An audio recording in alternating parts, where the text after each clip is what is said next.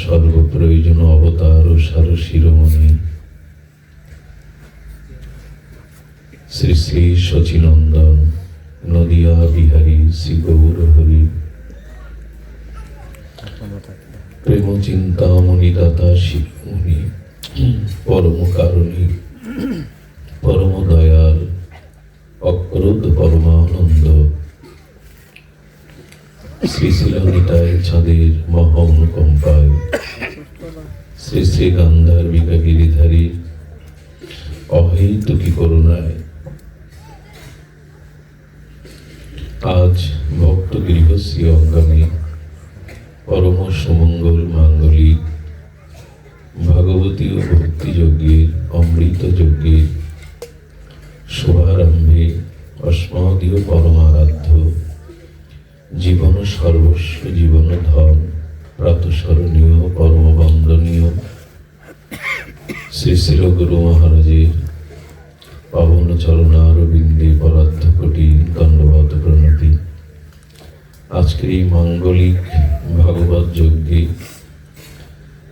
শাস্ত্রে বলা আছে, কোন যজ্ঞে যদি কোনো মহৎ পুরুষ ভগবানের অনুরাগী কোনো প্রিয় মহাজনের উপস্থিতি হয়, সেই যজ্ঞ ভগবান স্বীকৃতি দান করেন, পূর্ণতা দান করেন। তো আজ আমার পাশে ব্যাসপীঠে যিনি বসে আছেন, আজীবন যিনি গৌর অনুরাগ, আমাদের নামনিষ্ঠ, সেবানিষ্ঠ, শাস্ত্রনিষ্ঠ, যিনি ছিল প্রভুপাদ শ্রী শ্রীমৎ প্রকাশ গোস্বামী পাদ পদ্মে ভলঙ্কৃত ধন্যবাদ প্রণতি জ্ঞাপন করো, তার একান্ত আশীর্বাদ প্রার্থনা করছি। ইতিপূর্বে আমারই বন্ধুবর হৃদয়েশু আমাদের সকলের পরিচিত জন, নিজজন, প্রাতঃস্মরণীয় পরম বন্দনীয় বৈষ্ণব সেবার মুক্তিমন্ত বিগ্রহ শ্রী শ্রী মুরারি মোহন দাস বাবাজির আশীর্বাদ পরিপুষ্ট, তার কৃপা ধন্য আমাদের সত্যে রাজাজি, তাকে ধন্যবাদ প্রণতি জ্ঞাপন পূর্বক সমাগত সাধুজন, ভক্তজন, মহতজন, শ্রদ্ধাশীলা ধর্মশীলা দেবীমূর্তি মাতৃগণ, সকল ভক্তচরণে সশ্রদ্ধ ধন্যবাদ প্রণতি। নমে ভক্ত চতুর্বেদী মদ ভক্ত সপজ প্রিয়, তস্ময় দেয়ং তৎগ্রাহং সচ পূর্য যথা হৃদম। ধ্যান দিন, ঋক, সাম, যজু, অথর্ব বেদ, এতে যদি কেউ পাণ্ডিত্য সম্পন্ন হয়, খুব ধ্যান দিন। ভাগবত বলছেন যে ঋক, সাম, যজু, অথর্ব বেদ যদি ব্যুৎপত্তিগত তিনি পাণ্ডিত্য লাভ করেন, তাতে ঈশ্বর ভক্ত হওয়া যায় না। ঈশ্বরে তাতে যে ভক্তি লাভ হবে এমন নয়, অথচ আঘাত মূর্খ, অক্ষর জ্ঞানহীন, এ তো নিষ্কপট সরল হৃদয়ে যদি ভক্তি হয়, তবে সেই মূর্খ বেদজ্ঞ পণ্ডিত ভক্তিহীনের থেকে ভগবানের কাছে প্রিয়। ভক্তই ভগবানের কাছে প্রিয়। ওখানে পাণ্ডিত্য, ওখানে বাহ্যিক জ্ঞান, এগুলি ভগবানকে বশীভূত করতে পারে না। ভক্তে ভক্তি বিনা কৃষ্ণ ভক্ত মধ্য নহে। কি বলছেন? ভক্তে ভক্তি বিনা কৃষ্ণ ভক্ত মধ্য নহে, স্বয়ং শ্রীমতে কৃষ্ণ অর্জুনকে কহে। ভক্তমালে বলছেন, যার ভিতরে ভক্তি নাই, সরলতা নাই, তিনি ভক্ত মধ্যে গণ্য নন। এই জন্য ঋক, সাম, যজু, অথর্বে পাণ্ডিত্য আছে, কিন্তু হৃদয়টা শুষ্ক, হৃদয়ে ভক্তি নেই, পাণ্ডিত্য ভরা। ভগবান বললেন, সে আমাকে আকর্ষণ করতে পারে না। কিন্তু আকার অক্ষর জ্ঞানীন মূর্খের হৃদয় যদি সরল হয়, ভক্তিতে পরিপূর্ণ হয়, সেই ভক্তই আমাকে আকর্ষণ করতে পারে। এই জন্য প্রয়োজন হলো সরলতা, প্রয়োজন হলো নিষ্কপটতা। এটি না হলে কিন্তু ভগবান আকর্ষণ করবে না। তো আমরা এই যে নিষ্কপট, সরল, আর আমাদের জীবন শৈলী, আমাদের জীবন গঠন, এটা কিভাবে হয় যাতে ভগবান সন্তুষ্ট হন, প্রসন্ন হন। আমি ভগবানকে দেখি, এটা আমার নয়ন সার্থক হয় বটে, কিন্তু যেদিন ভগবান আমার দিকে কৃপা দৃষ্টি দিয়ে তাকাবেন, সেদিন আমার জীবন ধন্য হবে। আমি ভগবানকে ভাবি, ভগবানে আমার আসক্তি আছে, অনুরাগ আছে, এটা খুব বড় কথা নয়। সার্থক হবে সেই দিন যেদিন ভগবান আমার কথা ভাববে। সবার কথা ভাবেন, কিন্তু বিশেষ করে আমার কথা ভাববেন। তো ভগবান কোন ভক্তের ধ্যান করেন, চিন্তা করেন, ভাবেন, তার দিকে প্রেমের দৃষ্টিতে তাকান। যদি কেউ জীবন গঠন করতে পারে, এখন খুব মার্মিক কথা হলো, আমাদের জীবন গঠনের শৈলী কি? খুব ধ্যান দিয়ে শুনতে হবে। জীবনটা সার্থক বা জীবন গঠন কিভাবে হয়? মনুষ্য জীবন পেয়েছি বলে সার্থক হতে পারবো না। আমরা জানবো যে জীবন গঠনের শৈলী কি, জীবন গঠনের তাৎপর্য কি। আচ্ছা, এখন দামি একটা কম্পিউটার আমার সামনে এনে দিলেন, বিশ্বের সব থেকে সেরা কোম্পানির কম্পিউটার। আমি কম্পিউটার খুলতে, বন্ধ করতে তার প্রসেস জানি না। আমার কাছে ওই কম্পিউটার মূল্যহীন না মূল্যবান? আছে, কিন্তু ওতে সারা পৃথিবীর প্রযুক্তি ওর মধ্যে আছে, কিন্তু আমি কম্পিউটারের প্রসেস জানি না, তাকে খুলতে হয় কিভাবে, ব্যবহার প্রসেস জানি না। আচ্ছা, এখানে হারমোনিয়াম খোল আছে না, বাঁশি আছে। যিনি বাদ্যযন্ত্র বাজাতে জানেন না, তাকে দিন তো বাজাতে, কি করবে? খোলে হাত দিয়ে আঘাত করবে, তাতে বেতাল আসবে, কর্ণে মৃদঙ্গের ধ্বনি আনন্দ দেবে না, সুর লয় কেটে যাবে।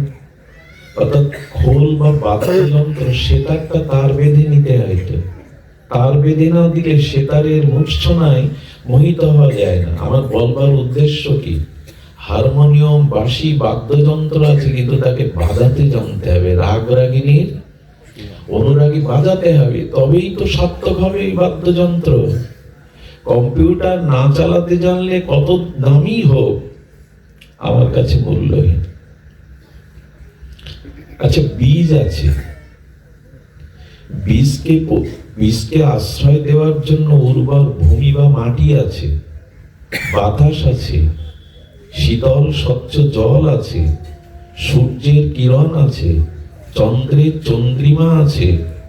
কিন্তু কৃষক যদি পরিশ্রম করে বীজ বপন করে যত্ন না নেয়, এই সব থাকতেও কি বীজ ফসল হয়? হয় কি? তেমনি আমি মনুষ্য জীবন পেয়েছি, এটা পেলে কি হবে? জীবন সার্থকের কলা কৌশল যদি না জানি, জীবন পেয়েও কোটিবার জন্ম নিয়েও সার্থক হতে পারবো না। জীবনটা তৈরি করার, গঠন করার, সার্থক করার, লক্ষ্যে পৌঁছানোর একটা কৌশল দরকার, কলা এবং কুশলী হওয়া দরকার। এটা অনেকেই না জেনে একটা ব্যর্থ জীবন কাটিয়ে চলে যায়। নিজে ব্যর্থ হই, আমার সংস্পর্শে যারা থাকে তাদেরও ব্যর্থতা জাগিয়ে চলে যায়। জীবন গঠন কি করে করতে হবে, জীবন গঠনের শৈলী বা কি, এটা আমাদের জানতে হবে।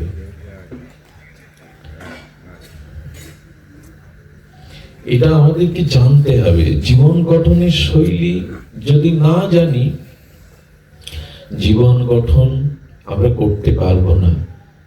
এই জন্য বারবার সাধুরা বলছেন, মনুষ্য জীবন বিবেক প্রধান, বুদ্ধি প্রধান। মনুষ্য জীবন এর স্তর অনেক উপরে। পশু পাখিগুলোর আত্মা বহুদূর যেতে পারে না।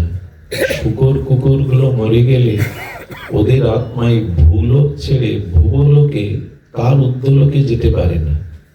কত কীট পতঙ্গ, মশা মাছি, কুকুর বিড়াল, এরা মরে কোথায় যায়? এদের আত্মা কোথায় যায়?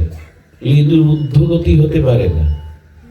আরো একটু যারা বড় প্রাণী, তারা কি করে? যে কুকুরটা মন্দিরে থাকে, প্রসাদ পায়, যে ঘোড়াটা ভগবানের রথ বহন করে, এরা হয়তো আরো একটু ঊর্ধ্বলোকে যেতে পারে। একটু পুণ্য করলে গন্ধর্ব লোকে যেতে পারে, বেশি পুণ্য করলে স্বর্গে যেতে পারে, তপস্যা করলে ব্রহ্মালোকে যেতে পারে। কিন্তু ভগবানের নিত্য গোলক বৃন্দাবনে একমাত্র মানুষই তার চরিত্র গঠন, তার ভজন, তার শুদ্ধ ভক্তির দ্বারা অনেক উপরে যেতে পারে, যেটা দেবতারাও পারে না, ঋষিমণিরাও পারে না। মানুষের গতি অনেক উপরে, কিন্তু সেই মানুষ কই? যিনি জীবনকে গঠন করেছেন। মহাপ্রভু এ কথা আমাদের জানিয়ে গেছেন, ভারত ভূমিতে মনুষ্য জন্ম হইল, যার জন্ম সার্থক করি কর পর। কি বলছেন এখানে? জন্ম সার্থক করো। হয়েছে তো আমাদের জন্ম সার্থক। জন্মালাম, বিদ্যা অর্জন করলাম, চাকরি ব্যবসা করলাম, টাকা পয়সা বাড়ি গাড়ি বানালাম, সুন্দরী ঘরে আনলাম, ছেলে মেয়েকে নিয়ে তাদের নিয়ে সংসার করলাম, আবার সুখ ভোগ করে মৃত্যুবরণ করলাম। এটা জীবন? এটা জীবনের লক্ষ্য? দেবতাকেও, তপস্বী মনীষীকেও ছাড়িয়ে আপনি ভগবানের লোকে যেতে পারেন। মানুষের গতিটা এত উপরে, কিন্তু জীবন সার্থক হলো তো? খাওয়া পড়া, ভোগ বিলাস, জন্ম মৃত্যু করতেই এলাম, এই লক্ষ্য জীবনে? না, এটা লক্ষ্য না। তোমার জীবন এখানে থামিও না, তুমি অনেক উপরে যেতে পারো। কিন্তু তাকে আর মনে আছে আমাদের? এখন এই জীবন গঠন করবার জন্য দেখুন, আমরা জানি ওই কৃষকের শ্রম দরকার। কৃষক যদি উপযুক্ত শ্রম দক্ষ হয়ে উর্বর ভূমিতে বীজ বপন করে উপযুক্ত কাল বা সময়ে জল সিঞ্চন করে, পরিপাটি করে, সূর্যের কিরণ, বাতাস, বৃষ্টি আসে, তখনই এই দক্ষ কৃষকের ওই বীজ থেকে ফসল হয়ে অভাব দূর হয়। তেমনি আমার এই জীবনটা একটু ক্ষেত্র। এখানে যদি আমি যথার্থ জীবন চরিত্র গঠন করতে পারি, তবে এই জীবনেরও, এই জীবন ক্ষেত্রের ফসল ফলে আমিও আমার অভাব, জন্ম মৃত্যু, দুঃখ দূর করতে পারবো। ফসল ঘরে উঠলে, ফসল ঘরে উঠলে তার অভাব থাকে না। ফসল ঘরে উঠলে কৃষকের মুখে হাসি আটে। এই কথাটি মাতৃভক্ত সাধক রামপ্রসাদ গেয়েছিলেন, সবার জানা এখানে এই সঙ্গীতটা। এমন মানব জমিন রইল পতিত, আবাদ বলতে ফলত শোনা, মনরে কৃষি। এই কথাগুলো ওনারা বলে গেছে।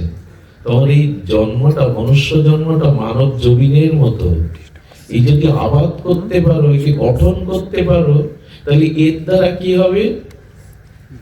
এর দ্বারা ফসল উঠবে, প্রেম ভক্তি লাভ করতে পারবে। হারমোনিয়ামটা বাজাতে শিখতে হয়। আচ্ছা, এখানে স্বরলিপি আছে, সারে গামা পাধা নিছা, না আপনি আমি হারমোনিয়ামে হাত দিয়ে স্বরলিপি তুলতে পারবো তো? কোন দক্ষ সঙ্গীতজ্ঞের কাছ থেকে আমাকে স্বরলিপি শিখতে হবে, গলা সাধতে হবে। যারা প্রথমে সঙ্গীত শিখতে যায়, তাদের কি বলে জানেন শিক্ষকরা? ঠান্ডার সময় গলার সমান জলে না, চিৎকার কর, সুর যেমন চিৎকার কর, গলাটা সেদে নে। কত কষ্ট করতে হয়। না সাধলে কি আর স্বরলিপির সুর তোলা যায়? জীবন গঠন কি শুধু একটু টাকা পয়সা, বাড়ি গাড়ি, একটু লেখাপড়া জানলেই জীবন গঠন হয়? ভগবান এখানে বলছেন, চার বেদও যিনি জানেন, অথচ যার ভক্তি নাই, সে আমার কাছে প্রিয় নয়। এদের জীবন গঠনটা আমাদের করতে গিয়ে জানতে হবে জীবন গঠন কিভাবে হয়। জীবন গঠন কিভাবে? ঢোল আর খোলটা দিন, আমি ওতে আঘাত করলে, দেখুন যারা বাদ্য বাজাতে জানে, তারা ঢোল খোলকে আঘাত করে তো হাত দিয়ে, তাতে কি আসে? তাতে তাল, শব্দ, লয় আসে, কি মধুর শোনায়। কিন্তু আমি জানি না তাল, আমি ওতে আঘাত করলে কি বেরোবে? এখানে কেউ টিকতে পারবে না যদি ওই বাজনা আমি বাজাই। দুজনই আঘাত করছে, একজনের তাল আসছে আর একজনের বেতাল আসছে, তাই না? যন্ত্র একই। মনুষ্য জন্ম আমরা সবাই পেয়েছি, যার ভক্তি নাই, ভজন নাই, তার তাল কাটা, সে নিজেও শান্তি পেল না, কাউকে শান্তি দিল না। এই জন্য মনুষ্য জন্ম সার্থক করো, এটা মহাপ্রভুর বাণী, বাইরের কথা না। তুমি সার্থক না হলে অন্যকে কি সার্থক করবে? তুমি আগে সার্থক হও। এই ভূমিতে জন্মেছ, এই মনুষ্য জন্ম পেয়েছ, জীবনটাকে সার্থক করো। বারবার ফিরে আসছে আমরা, জীবন সার্থক কিসে হয়? আচ্ছা, রাস্তা দিয়ে কোনো চলা পথিককে জিজ্ঞাসা করবেন তো তুমি কোথায় যাচ্ছ? যদি বলে জানি না, তাকে কি বলবেন? সুস্থ ব্যক্তি সম্পন্ন, মস্তিষ্ক সম্পন্ন মানুষ? কোথায় যাচ্ছ? জানি না। যাবো কোথায় জানি না, এমনি চলছি। তাকে কি বলবেন? সুস্থ মস্তিষ্ক? আচ্ছা, ট্রেনের টিকিট কাটতে গিয়ে যে জানলার মতো খিড়কি দিয়ে টাকা দিতে হয় না, তো টাকা দিলেন, ওদিক দিয়ে রেল টিকিট মাস্টার বলছে কোথায় যাবেন? বললেন জানি না, যে কোনো স্টেশনের টিকিট দিন। দেবে? যে কোনো স্টেশন হয় না। আপনি আমি যে মনুষ্য জীবন নিয়ে এলাম, আমাদের গতি কোথায়, মানে যাবো কোথায়? আপনারা এক এক করে বলুন তো, আমরা যাবো কোথায়? জানি না। আমরাও একরকম বিষয়ে পাগল, উন্মাদ। খেতে হয়, পড়তে হয়, টাকা রোজগার করতে হয়, বউ ছেলে মেয়ে ঘর সংসার করতে হয়, এই হয়ে গেল। এটার জন্য এই জন্ম না। জীবনের লক্ষ্য থাকবে না, আমি কোথায় যেতে চাই? বলে এখনই ঠিক করে নাও। আজকে যেখানে পাঠে আসবেন, সকাল থেকে দুদিন আগে ঠিক করেছেন না? মস্তিষ্কে এসেছে না কিসে যাবেন, কাদের সাথে যাবেন, কখন যাবেন, এগুলো মাথায় ছিল কিনা? তারপরেই তো ভাগবতে এসেছেন। তো শ্যামসুন্দর বড় পণ্ডিত বাবাজি মহারাজ বললেন, মৃত্যুর পরে কোথায় যাবে এটাও ঠিক করে নাও, আগের থেকে প্রস্তুতি নাও। মরার পরে আর প্রস্তুতি নিতে পারবে না, ওই সময় শরীর থাকবে না। এখন শরীরটা আছে সুপথে কুপথে, দুই পথে যেতে পারো, মৃত্যুর পর তোমার কোনো কর্তৃত্ব থাকবে না। এখনই ঠিক করে নাও তোমার গতি কি, কোথায় যেতে চাও তুমি। যদি বলে এরকম ঠিক করা যায় তো, শঙ্করাচার্যের কথা মনে আছে? জগৎগুরু শঙ্করাচার্য, ইনি 1100 বছরের বৌদ্ধ ভারততে আমাদের বেদকে রক্ষা করেছিলেন, 4টি মঠ স্থাপন করে বৈদিক সনাতনকে রক্ষা করেছিলেন। এই 32 বছরের জগৎগুরু আচার্য, নির্বিশেষ আচার্য শঙ্করাচার্য। শঙ্করাচার্য সাক্ষাৎ শিব, ভগবানের আজ্ঞায় উনি মায়াবাদ প্রচার করেছিলেন বৌদ্ধবাদের হাত থেকে রক্ষার জন্য, ইতিহাস তাই বলে। সেই শঙ্করাচার্য যখন সন্ন্যাস নিচ্ছে, আর সন্ন্যাস নেওয়ার কায়দাটাও খুব অল্প বয়স, গঙ্গায় স্নান করতে গেছেন নদীতে। এখন উনি তো সাক্ষাৎ শিব, এটা কুমির এসে ওই বাচ্চা শঙ্করাচার্য তখন কৈশোর, তার পা ধরেছে।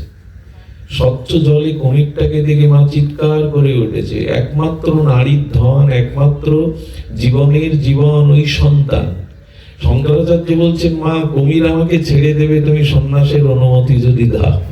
মা তো যেতে দিচ্ছে না, সন্ন্যাসের অনুমতি দিলে কুমির আমার ছেড়ে দেবে। বললো বেঁচে থাকতো আমার ছেলে, আমি অনুমতি দিলাম। যেই বললো কুমির ছেড়ে দিল। উঠে বলছেন, মা অনুমতি দাও। তুমি অনুমতি দিয়েছো? বলেন দিতে পারি, একটা শর্তে, আমার মৃত্যুর সময় তুই আমার সামনে দাঁড়াবি। কথা দিলাম মা। শঙ্করাচার্য তপস্যায় রত, জিহ্বাই দেখলেন মাতৃ স্তনের দুগ্ধের গন্ধ, বুঝতে পারলেন মার যাওয়ার সময় হয়েছে। এবং সাধনা মানুষকে কোথায় নিয়ে যায়। জিহ্বাই মাতৃদুগ্ধের গন্ধ পেয়ে বুঝলেন মা আমাকে স্মরণ করছে। মার সামনে এসে দাঁড়িয়ে প্রণাম করলেন। তুমি গর্ভে ধারণ করেছ, প্রসব বেদনা সয়েছ, আমি জগৎগুরু হলেও তুমি আমার কাছে প্রণম্য, তোমার ঋণ শোধ করতে পারবো না মা। জগৎগুরু শঙ্করাচার্য বললেন, প্রসব বেদনার নাই, বেদনায় জগতে নাই। গর্ভে ধারণ পালন করেছ মা, আমার মতো কোটি সন্তানও তোমার ঋণ শোধ করতে পারবো না। বলো মা, আমি যে তপস্যা করেছি, সাধনা করেছি, বলো আমি তোমার সেবা কি করতে পারি। কি বললেন জানেন? আমাকে শিবলোকে নিয়ে চল। এই দেখুন সাধনার দ্বারা কি হয়। বললেন আমাকে, তখন কিন্তু মরেননি, আমাকে শিবলোকে, তপস্যার বলে মাকে শিবলোকে নিয়ে গেলেন শঙ্করাচার্য। মা আর কিছু ইচ্ছা? বললেন আমার এবার ইচ্ছা করছে বিষ্ণু লোকে যাওয়ার, বৈকুণ্ঠে যাওয়ার। বলে আমি তাও পারি মা, তোমার কৃপায় সাধনার দ্বারা আমি তাও পারি। সব পুত্রের হাত দ্বারা পিতা মাতার উদ্ধার হয় না, সাধনা চাই তো। মার এই গতি দিয়ে দিয়েছিলেন। সাধনা কি না পারে? ঘরে কথা বলছে কারা? ঘরে কথা বলা নিষেধ করুন। কি না পারে? যে কুলে একজন শুদ্ধ কৃষ্ণ ভক্তের জন্ম হয়, তার 21 কুল ভগবান উদ্ধার করে নেন। 21 কুল উদ্ধার করে নেন।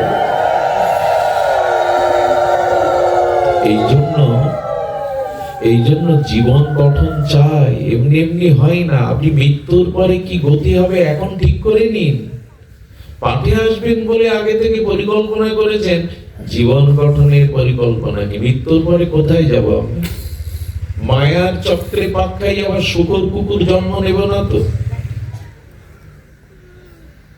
গতিটা কি হবে এখনই আপনার জীবন বলে দেবে। কাম কামনা ভোগ বাসনার জন্ম এটা নয়, বড় ভুল হয়ে যাচ্ছে আমাদের। আমরা ভোগ বিলাস করে জীবনটা কাটিয়ে দিচ্ছি, মারাত্মক ক্ষতি হয়ে যাচ্ছে। সে ক্ষতি খেসারত অনেক জন্মব্যাপী, কোটি জন্মব্যাপীও দিতে পারবো না। এই জন্য সাধুকে বলছেন এবার সাবধান হও, আর ঘুমিও না। আর ভোগ বিলাসে জীবন, সময় সংকীর্ণ হয়ে আসছে, আয়ু ফুরিয়ে আসছে, যা করার তাড়াতাড়ি করে নাও। এই বাণী আর আমাদের কানে ঢুকেছে। কুম্ভকর্ণের মতো ঘুমিয়ে আছি আমরা, আছি ভালোই, এটা ভালো থাকা না। এই জীবন এমনি করে যাওয়াটা ভালো থাকা না। এই জন্য সব কিছু অর্জনের শ্রেষ্ঠ অর্জন যদি হৃদয়ে ভগবত ভক্তি এটি আসে, ভগবত ভক্তি যদি হৃদয়ে আসে, সরল হৃদয়ে, তবে সেটাই হলো প্রকৃত চরিত্র গঠন। তো জীবন সার্থক কিসে হবে? আসুন আর এই প্রশ্নের উত্তর আজ নেই। জীবনে একটা লক্ষ্য স্থির করুন।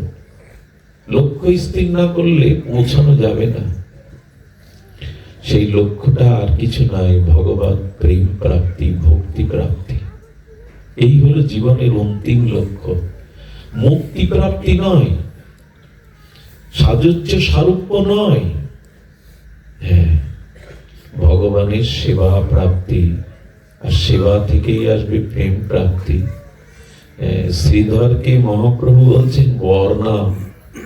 শ্রীধরকে মহাপ্রভু বলছেন তোমার ঘরে গিয়ে দেখেছি জলের পাত্র নাই, আমি তোমার বারান্দাতে লোহার জরাজীর্ণ পাত্রে জল পান করেছি, ভালো পাত্র নাই, ঘরে খড় নাই, বর নাও,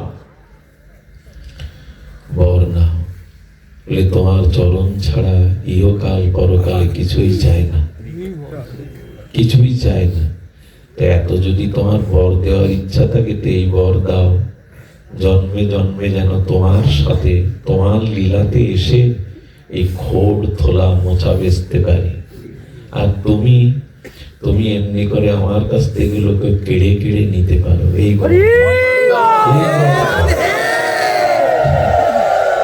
এইখানে না চাওয়া পাওয়া কিছু নেই, ওই চাওয়া আছে তোমার সেবা, তোমার ভজন, তোমার সান্নিধ্যে যাতে থাকতে পারে,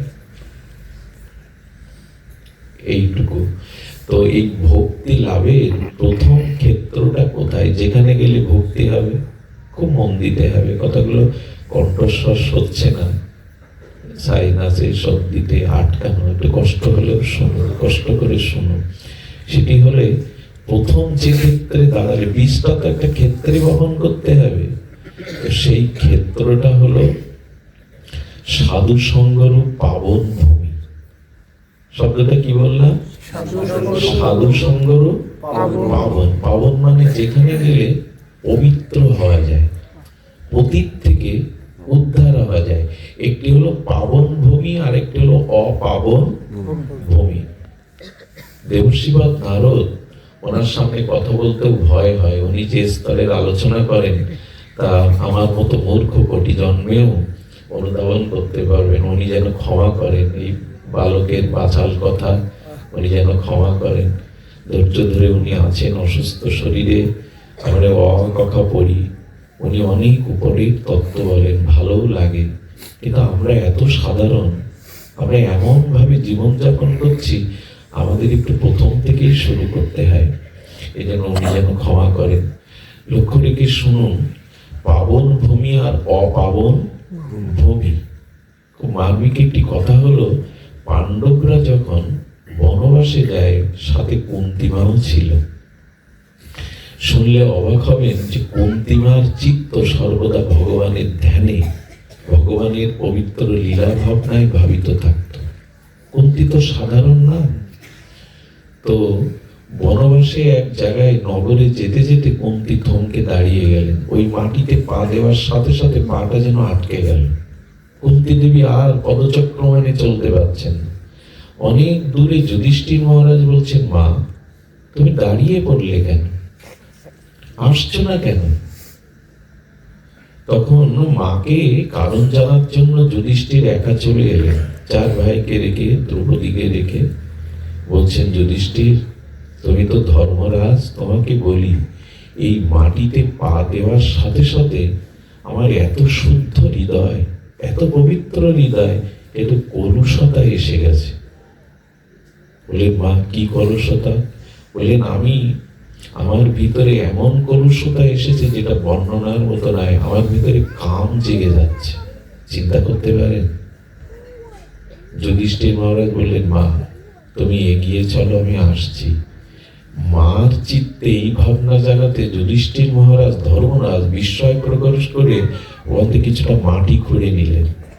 মাটি খুঁড়ে নিয়ে উনি মাটিটা যখন নিজের কাছে নিয়ে যাচ্ছেন, যুধিষ্ঠির মহারাজ লক্ষ্য করছেন ওই মাটির স্পর্শে ওনার চিত্তটাও দূষিত চিন্তা এসে বের করেছে। যুধিষ্ঠির মহারাজ, ওনার চিত্তটাও কাম ভাবে আক্রান্ত হচ্ছে। উনি পাশে যারা প্রবীণ ব্যক্তি ছিলেন তাদের ডেকে বললেন, এই মাটির ইতিহাসটা বলতে পারেন আমায়? কি ইতিহাস বললে জানেন?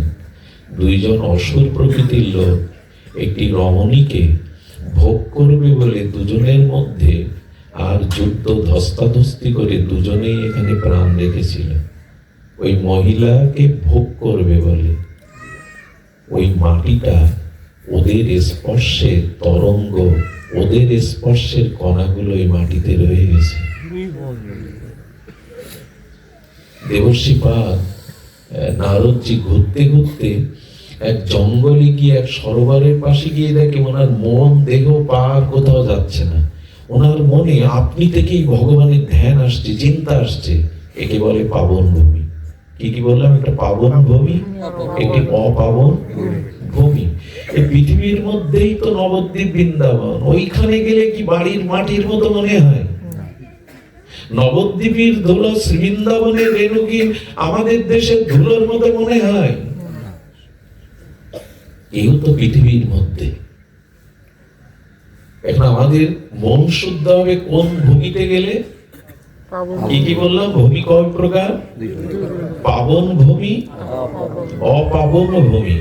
তো হৃদয়কে শুদ্ধ করতে গেলে প্রথমেই যেতে হবে পাবন ভূমিতে। তো সমগ্র তীর্থের সার হলো সাধুর চরণ যেখানে পড়ে, সাধুর চরণ যেখানে পড়ে, এটা সর্বতীর্থের সার। এই জন্য আপনাকে প্রথমেই সাধুগণ যেখানে, ভজন সাধন করছেন, ওই ভূমিতে আগে যেতে হবে, ওই ভূমিতে আপনাকে যেতে হবে। এইখানে আমি বলি না, যখন পাঠে আসেন, খুব শ্রদ্ধায় পাঠ শুনতে থাকেন, তখন কিন্তু এই ভূমিটা আর ওই ভূমি থাকে না। এখানে মনে কোনো বিকার জাগে না, কুচিন্তা জাগে না, সংসারের আদিব্যাধি যন্ত্রণাও জাগে না। একে বলে পাবন ভূমি, একে বলে পাবন ভূমি। এই পাবন ভূমিতে আমাদের প্রথমে আসতে হবে। অপাবন ভূমিতে যদি যান, তবে কিছু মনে করবেন না, আমরা তো গৃহী, সংসারী, যে সংসারটায় আমরা বাস করি ঘরে, ওটা পাবন না অপাবন করে রেখেছি। ওইখানে গেলে ভগবানের কথা, সাধুগণের কথা, ভজন অনুভূতি জাগে তো ঘরের মধ্যে গেলে। আমাদের ঘরগুলোতে গেলেই এখন অশান্তি, আমাদের ঘরগুলোর মধ্যে প্রবেশ করলে এখন মানসিক জ্বালা যন্ত্রণা শুরু হয়। আমি কি খুব মিথ্যা বলছি? কি ঘর বাঁধার সময় মানুষ ভূমি পূজা করে, করে না? ভূমি পূজা করে তো কিনে। এরপরে আবার যখন ঘর নির্মাণ করে, তখন আবার বাস্তু পূজা করে। ঘরে ওঠার সময় আবার নারায়ণ শিলার পূজা করে। এত পূজা করছে কেন? এত পূজা করছি কেন? যাতে এখানে বাস করে সুস্থ সুন্দর সৎ ভাবনা নিয়ে শান্তিতে। অশান্তি কেন? অশান্তি কেন জানে? ভূমিটাকে আমরা অপাবন করে রেখেছি। যে গৃহে সাধুর চরণ ধুলি পড়ে না, যেখানে ভাগবত হয় না, যেখানে শুদ্ধ ভক্তের দ্বারা ভাগবত হরিনাম হয় না, সে ভূমি পাবন ভূমি নয়, শ্মশান ভূমি। আমরা বছরে বিবাহ বার্ষিকী পালন করি, ছেলে মেয়ের জন্মদিন ঘটা করে পালন করি, কিন্তু বছরে দুই একবার সাধু ঘরে এনে ভাগবত কথা, হরিনাম হরিচর্চা করি না, তার চরণ ধুলি নেই না, তো ওখানে শান্তি থাকে? ওখানে শান্তি এসে দাঁড়ায়? যেখানে সাধুর চরণ ধুলি নাই, হরিনাম হরি কথা। আমার তো মনে হয় প্রতিটি গৃহীদের উচিত মাসে 1-2 বার একটু হরি কথা দেওয়া। সে 2-10 জনকেও নিয়ে, একজন ভক্তকে নিয়ে ভাগবত পাঠ দেওয়া, হরি কথা দেওয়া। ওই ভূমিটা পাবন হয়ে যায়, শুদ্ধ হয়ে যায়। আমরা জামাই মেয়ে আনি, কত আদর যত্ন করি, করুন জামাই মেয়ে তো করবেন আদর, সামাজিকতা। কিন্তু বৈষ্ণব আদর বুঝিত, সাধু আদর বুঝিত। যেখানে যেখানে সাধুরা প্রবেশ করে, ওখানে পেছন থেকে দেবতারাও আশীর্বাদ করতে থাকে, ওই গৃহ ধন্য হোক।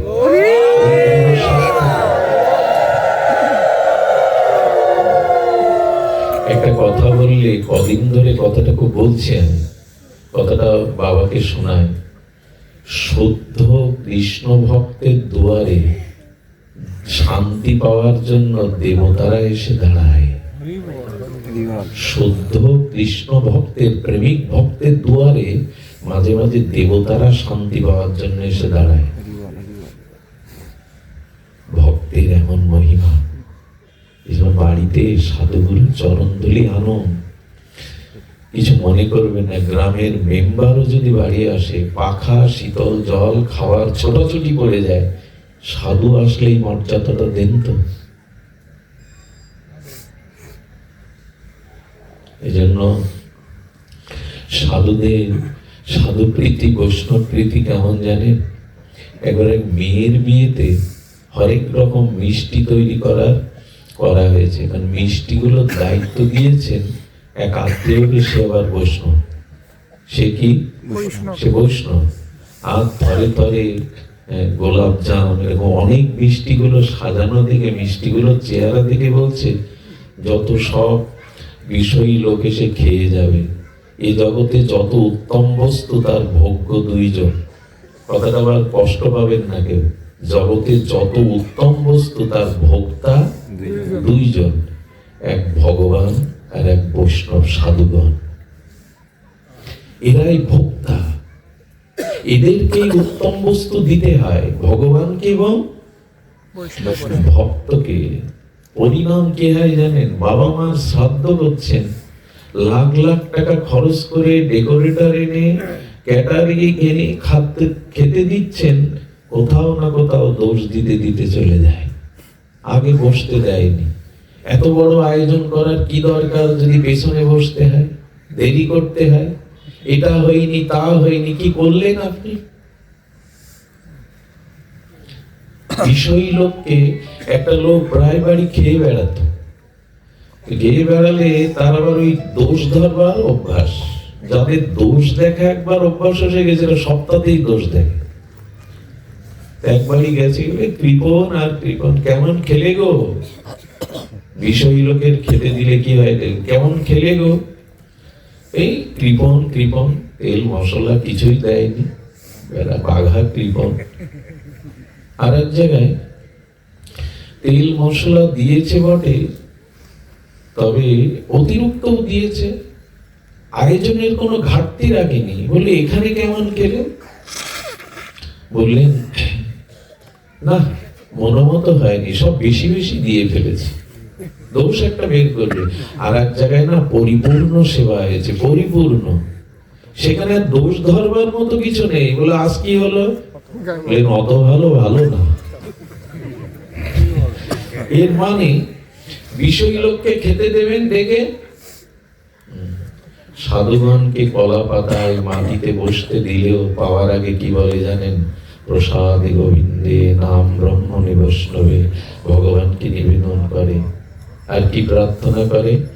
গৌর হরির নাম নেয়, পঞ্চতত্ত্বের নাম নেয়, তবে প্রসাদটা ওই যে নাম দিল। এটা কি ওরা এসে খেতে গিয়ে বলবে প্রসাদ গোবিন্দে নাম ব্রহ্মণে? ওরা বলবে শরীর অবিদ্যা জাল, এ কি বলবে তারা? তীর্থে যদি অসাধু ব্যক্তি নিয়ে তীর্থে যান, বলে চল, এই নিরামিষ ভালো লাগছে না, নিরামিষই খাবো তো একটু হোটেল থেকে খাই। তো হোটেলে চেয়ারে বসে নিবেদন করা যাবে তো? তুলসী পাতা পাওয়া যাবে তো? কিন্তু সাধুজনের সাথে বলবে চল মন্দিরে প্রসাদ দিচ্ছে, আর প্রসাদ দিতে বসতে গিয়ে 10 মিনিট অন্তত ওই মন্ত্র, ওই উচ্চারণ, ওই হরিবল বলবে 10 মিনিট। রাধারানী কি জয়, গৌর হরি, এই নামগুলো সাধু করিয়ে নিয়ে তবে আপনাকে ভোজন করাচ্ছে। কার সাথে যাবেন আপনি তীর্থে? এই জন্য শাস্ত্রে বলছেন যে না, তখন কি করেছেন, ওই মিষ্টিগুলো দেখে বলছেন এই মিষ্টিগুলো সব এরা খেয়ে যাবে, বৈষ্ণব খেতে পারবে না। ও পরের দিন সব বৈষ্ণবদের ভবনে নিমন্ত্রণ করে রাতে সব মিষ্টি খাইয়ে দিয়েছে। কাজের দিন পরের দিন দেখে মিষ্টি আর ভান্ডারে, এই তখন গলা ধাক্কা দিয়ে বলে, গলা ধাক্কা দিই, আদি জায়গায় খাইয়েছি আমি, যাদের খাওয়া দরকার আদি জায়গায় খাইয়েছি। আমি এটা বলতে চাইছি না যে শুধু সাধুদের খাওয়ান, সবাইকে খাওয়ান, কিন্তু লক্ষ্য করবেন বিষয়ী লোকদের খাওয়ালে আর এক জ্বালা। কিন্তু সাধুগণ ওই যা ডাল ভাত পায় তার, এইখানে যারা এরপরে প্রসাদ নেবে কেউ সমালোচনা করে, প্রসাদের সমালোচনা করে, জানি প্রসাদ হয়েছে, ভোগ লেগেছে, তাই না? এই জন্য আমি পাবনের কথা বলছিলাম, পাবন ভূমিতে আগে যেতে হবে। সাধুগণ যেখানে ভগবানের গুণকীর্তন করছেন, এই পাবন ভূমিতে না গেলে আমরা পাবন হতে পারবো না। মাটির একটা গুণ আছে, স্থানের একটা গুণ আছে, ওই স্থানে গেলে মনটা স্বাভাবিকভাবেই পবিত্রতায় ভরে ওঠে, স্বাভাবিকভাবেই পবিত্র হয়ে যায়। এজন্য ঘরে বসে থাকবেন না, সাধু সঙ্গে যান। জীবনটা অনেক জন্মের আবর্জনায় ভরা আছে, পাপে ভোগে। সাধু সমীপে গেলে চিত্তটা সংস্কার হয়ে যায়, চিত্ত শুদ্ধ ভাব জেগে ওঠে। শুদ্ধ ভাব জাগবেই, এটা স্থানের মহিমা। সাধুগণ যেখানে চরণ ধুলি রাখেন, এটা তার মহিমা। সুধীজন, এই জন্য পাবন ভূমিতে আমাদের যেতে হবে। আর সাধুগণ বৈষ্ণবগণ যে স্থানে জন্ম নেন, তার 1,00,000 যোজন মাটি পবিত্র হয়। বৃন্দাবন দাস ঠাকুর বলছেন 1 যোজন মানে 2.5 কিলোমিটার, 1,00,000 যোজন মাটি পবিত্র হয়, যেখানে শুদ্ধ ভক্ত জন্ম নেয়, ভগবানের প্রিয় ভক্ত।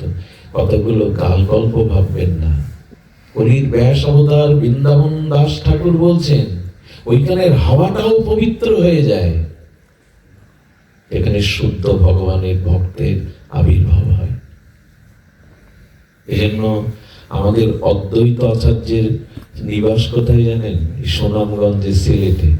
আমাদের শ্রীবাস ঠাকুরের নিবাস সিলেটে। এরা সব নবদ্বীপে গেল কেন? শান্তিপুরে গেল কেন? এরা ভগবানের নিজজন জানতে পেরেছিল ভগবানের নবদ্বীপ আবির্ভাব হবে, তাই চলে গেল। যেখানে আমার ভক্ত ভগবান নাই, যেখানে হরিনাম সংকীর্তন নাই, এটা কথা বলি, কথাটা পণ্ডিতজির মুখে শুনেছিলাম রাধাকুণ্ডে। মহাপ্রভু সন্ন্যাস নিয়ে যখন চলে গেল তখন শ্রীবাস ঠাকুর মুখ অন্ধকার করে বসে থাকতেন। আর নাম আর সাধু সঙ্গীত কিছু ভালো লাগতো না। একদিন বলছে, ও শ্রীবাস, তুমি এমন মুখ গোমরা করে অন্ধকার করে বসে আছো। কি বলেছিল জানেন? বলেছিল, মহাপ্রভু হারা নবদ্বীপ আমার কাছে অজানা সাপের মতো লাগছে। মহাপ্রভু হারা নবদ্বীপ আমার কাছে অজগর সাপের, এখানে আমি থাকবো না। শ্রীবাস ঠাকুর ওইখান থেকে চলে গেছিলেন। সিলেট থেকে শ্রীহট্ট থেকে চলে গেলেন নবদ্বীপে প্রভু আসবে বলে। তো সেই প্রভুই যদি লীলাচলে চলে গেল, আমি কি কথাটি বলছে, নবদ্বীপ ধাম শিরোমণি, অভিন্ন বৃন্দাবন, কিন্তু মহাপ্রভুরা এই সংকীর্তন আনন্দ থেমে গেছে বললেন আমার কাছে অজাগার সাপের মতো লাগছে, যেন গিলে খেতে আসছে। কোথায় গিয়েছিল জানেন? শ্রীবাস ঠাকুর মনে ছিল মহাপ্রভুর সন্ন্যাস নেওয়ার পরে লীলা চলে যাবে, কোথাও না এলে একটা জায়গায় গৌরহরি আসবে, একটা জায়গায় উনি আসবেন, একটি ক্ষেত্রে ওনাকে আসতেই হবে। এটা কুমারহট্টে। কুমারহট্টে গিয়েছিলেন কেন জানেন? এই কুমারহট্ট হলো মহাপ্রভু শ্রী গুরুদেবের লীলাস্থলী। ওইখানে আসবেন, কারণ জানতেন মহাপ্রভু কোথাও না এলে তার গুরুদেবের আবির্ভাব স্থলিতে আসবেন। ওইখানে বসে বসে দিন গুনতে লাগলো, ওইখানে বসে বসে শ্রীবাস অপেক্ষা করতে লাগলো। শ্রীবাস সাধারণ ভক্ত না, মৃত পুত্রকেও ঢেকে যে বলতে পারে, প্রভু আমার গৃহে অমঙ্গল হয়নি, তুমি মঙ্গলময়, তুমি কীর্তন করো, সেই শ্রীবাস। কুমারহট্টে কাটাতে লাগলেন ভক্তদের সাথে। আর মহাপ্রভু ঠিক ঠিক এসেছিলেন, কারণ ভক্ত যেখানে প্রতীক্ষা করে। এই জন্য আমার মতে কি, ভগবানকে যদি ঘরে আনতে চান, ভগবানকে যদি ঘরে আনতে চান, আগে ভক্তকে ঘরে আনতে। কেন জানেন? গাভীটাকে এক মা গোয়ালে তুলতে পারছে না, গাভী ঠেলে ঠেলেও, দড়ি টেনেও গোয়ালে তুলতে পারছে না। এক প্রবীণ ব্যক্তি বলছেন, ও মা, গাভী ঠেলা লাগবে না, গাভী এমনি গোয়ালে উঠবে। বাছুরটা কোলে করে ওর সামনে দিয়ে গোয়ালে ওঠো, এটাই হয়তো না। বাছুরটা যেদিকে যায় আপন ইচ্ছায়, বলে গৃহে যদি ভগবানকে আনতে চান, আগে ভক্তকে গুরুদেবকে ঘরে আনলে তবে ভগবান অবশ্যই দাঁড়াবে, সেই ভূমি পাবন হবে। আমি অনেককেই দেখেছি ঘরে চাল নাই, কিন্তু সাধু আনতে ভুল হয় না। আমার মা আমাকে বলতেন, বিল্লমঙ্গল, তুই যখন আমার পেটে, তোর বাবা প্রতিদিন প্রায় সাধু ডেকে আনতো। অভাব ছিল, বাজার করার তেমন সামর্থ্য ছিল না, কিন্তু কি খাবে এই চিন্তা নেই। কারো তিলক দেখলে, মালা দেখলে তোর বাবা নিয়ে আসতো। একবার এক সাধু বৃন্দাবন থেকে এসেছিল, 3 মাস নাকি আমি তখন মার গর্ভে। মা বলে, এক সাধুর কৃপা ছাড়া কিছু হয় না।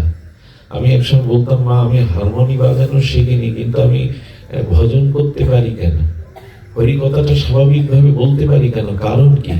বলো, তুই যখন গর্ভে 3 মাস বোঝের এক সাধু আমাদের গৃহে ছিল, এই জটাজুটো ধারী, জলে ভাসতে পারত, উঠতে পারত এমন সাধু। সেদিন সকালবেলা মাকে বলছে একটু ফুল আনতো, ফুলটা আমার মাথায় দে, দেওয়ার পর জটা দিয়ে মাকে আশীর্বাদ করে চলেন যে তোর গর্ভে একটা ভক্ত সন্তান আসবে। কিন্তু আমি আমি মাকে কলঙ্কিত করেছি, ভক্ত হতে পারিনি, ভদ্র হতে পারিনি। যদি আপনাদের কৃপায় এ জন্মে হতেই হবে, তার আশীর্বাদ মিথ্যা না। যদি এ জন্মের একদিন বেঁচে থাকতেও আপনাদের কৃপায় হয়, তবে হয়তো হতে পারবো, ওই ভরসাটুকু আছে। এমনি এমনি হয় না। গৃহে সাধুগুরু বৈষ্ণবের পদ রচনা করুন, তাহলে ওর ভেতর দিয়ে দেবতার আশীর্বাদ ভগবান ঘরে ঢুকবে। আমাদের ঘরগুলোতে এখন সাধু আসার প্রবেশ নেই। আগে মানুষ বড় গেট তৈরি করে লিখে রাখতো স্বাগতম, এখন লিখে থাকে বিনা অনুমতিতে প্রবেশ নিষেধ। কি করে আসবে মানুষ? আগে লেখা থাকতো ভজন কুঠির, আগে লেখা থাকতো শ্যাম কুঠির। এখন কি কি দুঃসময় দেখুন, কুকুর হতে সাবধান এ কথাও লেখা হয়। মানুষকে ভয় দেখানো হচ্ছে জন্তু জানোয়ার দ্বারা, কুকুর হতে সাবধান। আমরা সাধু আসার পথ বন্ধ করে দিয়েছি, এছাড়া উপায় নেই। সংসারটাকে শুনুন, এইখানে নাচা গাওয়া করলে কি হবে? বাড়িতে যদি অশান্তি দূর নয়, ওখানে যদি দিন রাত আগুন জ্বলতে থাকে, কি পাবেন আপনি? এখানে 2 ঘন্টা ওই গেলেই আবার ওই জ্বালা যন্ত্রণা। মাঝে মাঝে মহিষগুলো কি করে জানেন? ওই যে মাথায় ভনভন করে মাছি মশা, ওরা মাঝে মাঝে সহ্য করতে পারে না। ওই যদি হাজার হাজার মাছি ভনভন করে কুড়ি করে খায়, ওরা জলে নামে। কিন্তু জলে নেমেও দেখছে যে মাথার উপরে ভনভন করছে, তখন ওরা মনে করে একটা উপায় আছে, ডুব দেওয়া। যখন ডুব দেয় তখন ওরা কিন্তু চলে যায় না, ওরা উপরে ভনভন করতে থাকে। যেই আমার মাথা তোলে, তো সাধুর সঙ্গে যখন ডুব দেন, তখন আর ওই কামনা বাসনা যন্ত্রণা থাকে। এখান থেকে আবার সংসারে ফিরে গেলে ওই সেই আবার আক্রমণ করে। এই জন্য ঘরে যদি কৃষ্ণ কথা হয়, ঘরে যদি হরিনাম বাজে, সব সময় হরি কথা চলতে থাকে, স্বামী স্ত্রী মিলে যদি সন্ধ্যাবেলায় পুত্রকন্যা মিলে ঝাঁস কাসর বাজে একটু হরিনাম হরি কথা হয়, ভালো। আমি একবার সেদিনের কথা, এবার নিয়ম সেবা ব্রতে আমাদের প্রিয় ভক্ত দীপক দার ওখানে আমি এসেছিলাম, একটা পাঠে যাব দাদাকে নিয়ে, মনিরামপুরের দীপক দা। দেখলাম 20-25 জন ব্যবসায়ী সন্ধ্যাবেলা একটা ছাদের উপরে উঠে আকাশ প্রদীপ জ্বালছে, তুলসী বন্দনা করছে, পরিক্রমা করছে। বাহ, ওই 10-15 মিনিট আধা ঘন্টা দোকানদার এক জায়গায় 1 মাস ব্যাপী, এটাই দরকার। মাঝে মাঝে ডুব দিন, সংসারে কামনা বাসনা জ্বালা যন্ত্রণা পোকা পাড়ের মতো করে খেতে হয়, মাঝে মাঝে ডুব দিতে হয় সাধু সঙ্গে। আমার তো লিভার কিডনি সব শেষ হওয়ার পথে মনে হয়। যেভাবে ছুটে চলেছি, ডাক্তাররা 8 ঘন্টা ঘুমান, 6টা 6:30টার মধ্যে 1 মুঠো খেয়ে ঘুমিয়ে পড়ুন, এসব বলছে। ঘুম আর রাস্তায়, ঘুম আর হয়। তবে একদিন মনে করলাম কি আজ ঘুমাই, আজ পাঠে যাব না। বিশ্বাস করুন, রাত 2টো পর্যন্ত ঘুমাতে পারিনি। তার মানে মনে করি বিশ্রাম একমাত্র সাধু সঙ্গে হরি কথা। বিশ্রাম হবে না, ঘরে ঘুমালেই বিশ্রাম হবে না। আমি একটা কথা আজকাল বারবার বলছি, একই কথা বারবার আসে, যদি কথাগুলো প্রয়োজনীয় হয়। আপনি 10 তলা বিল্ডিং করতে পারেন, হল রুম গুলো বড় বড় করতে পারেন, কিন্তু মানুষের আজ বিশ্রামের সময় নেই। অনেক টাকাই করতে পারেন, কিন্তু শান্তি পাবেন না। 2 লাখ টাকার খাট কিনতে পারেন, ঘুম কিনতে পারবেন না। ঘুম কেনা যাবে না। 2 লাখ টাকার খাট, 5 লাখ টাকার খাট কিনুন, ঘুম আপনি কিনতে পারবেন না। এই জন্য বলছিলাম, জগৎ পবিত্র করে 1 লক্ষ যোজন মাটি পবিত্র হয় যদি ভগবানের কোন শুদ্ধ ভক্ত জন্মায়। সে মাটি বড় পবিত্র হয়ে যায়, শুদ্ধ হয়ে যায়, সে মাটি বড় পবিত্র হয়। সুধীজন, এই জন্য ঘরটাকে ভজনের মন্দির করুন। আমরা বলি গৃহ মন্দির, আমরা বলি গৃহস্থ আশ্রম। আশ্রম করেছি তো, আশ্রমে কাদের বাস থাকে? ভক্তদের, সাধু সন্ন্যাসীর বাস থাকে। আমার ঘরে কোথায় বাস? এই জন্য ঘর ভর্তি করে সিনেমা আর্টিস্ট, ক্রিকেটার, এদের ছবি না রেখে না শ্রী গুরুদেবের পট, বর্ষনাথ বিনোদ বাবা, হ্যাঁ, এইসব পটগুলো রাখুন। সকালে উঠে যাতে দৃষ্টিটা ওদের দিকে যায়, দৃষ্টি সুন্দর করুন। গৃহটাই মন্দিরের তুলসী রাখুন। ঘর সাজানোর জন্য বৃন্দাজিকে ঘরে রাখুন, ওইদিকে দেখলেই, ওর বাতাস লাগলেই ভক্তির প্রবাহ হয়ে যাবে। কারো ঘরে গিয়ে তার ঘরের ছবিগুলো দেখে বলা যায় এর মনের রুচি কোন দিকে। কারো মোবাইলে রিংটন বাজা দেখে বোঝা যায় এর রুচি কোন দিকে, এগুলো দেখে বোঝা যায়।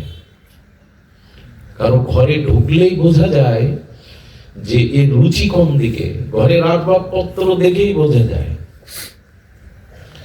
আমাদের অরুণধার গৃহে আমরা মাঝে গিয়েছিলাম, পুরো গৃহটাই মন্দিরের মতো, পুরো সব মহাপুরুষদের, বাবাজি মহারাজদের সকালে উঠলেই রাত্রে শোয়ার আগে যদি একবার দৃষ্টি যায়, এগুলো রাখলে কি হয় জানেন? আমেরিকাতে এক শিল্পপতির কথা বলি, তার স্ত্রী সুন্দরী আর সেও সুন্দর, সুদর্শন পুরুষ, কিন্তু বাচ্চাটি হয়েছে ঘোড়ার মতো মুখ, বিভৎস।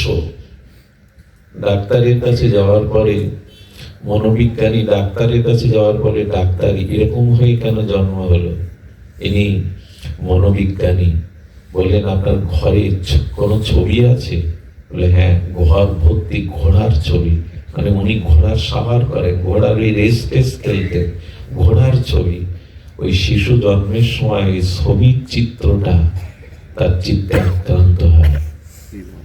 গোকর্ণের উপাখ্যান শুনেছেন না ভাগবতে? গুরুদেবের প্রসাদী ফলটা গরুকে খাইয়ে দেওয়া হয়েছিল। গাভীর গর্ভে জন্মেছিল গোকর্ণ, যার পাঠে 85 পর্যন্ত উদ্ধার হয়ে বৈকুণ্ঠে চলে গিয়েছিল। গোকর্ণ নাম কেন জানেন? গাভীর পেটে জন্মেছিলেন তো, এই জন্য গুরুদেবের প্রসাদী কৃপায় মানুষের জন্ম পেয়েছিল, কিন্তু কানটা গাভীর মতো লম্বা, তাই নাম রাখা হয় গোকর্ণ।